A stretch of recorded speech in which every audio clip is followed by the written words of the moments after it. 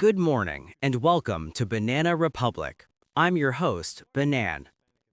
New this morning, we're hearing from President Trump on Iran after he posted a statement on Truth Social just hours ago. You can see that statement on your screen now.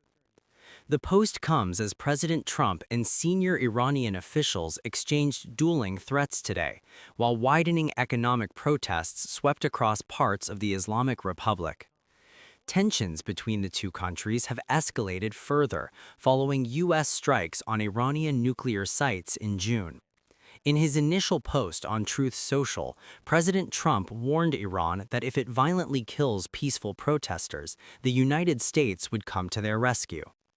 At least 7 people have been killed so far in violence surrounding the demonstrations, which were sparked in part by the collapse of Iran's currency.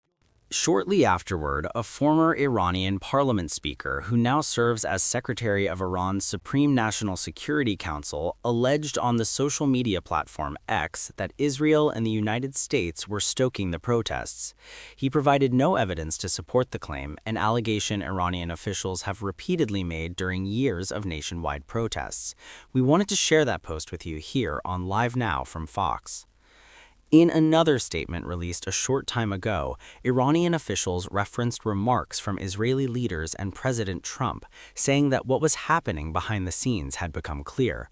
The statement said Iran distinguishes between protesting merchants and what it called sabotage elements, and warned that U.S. intervention in Iran's internal affairs would destabilize the entire region and damage American interests. The statement also claimed that President Trump initiated this confrontation and urged Americans to consider the safety of their soldiers. These remarks likely refer to America's extensive military presence in the region.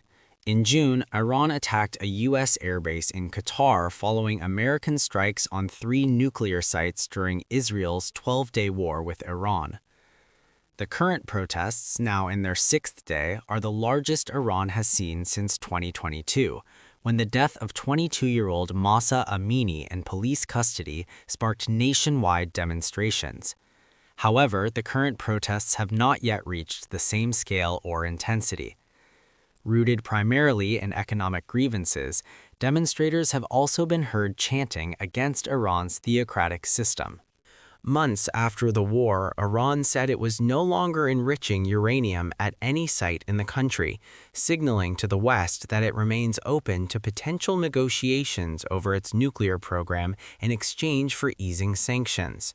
Those talks, however, have yet to take place, as President Trump and Israeli Prime Minister Benjamin Netanyahu have warned against Iran reconstituting its nuclear program. Once again this morning, President Trump and top Iranian officials are exchanging threats on social media, and we will continue to follow this developing story. Thanks for watching. We'll continue to monitor this developing story and bring you the latest updates as they come in. Stay with us for more coverage.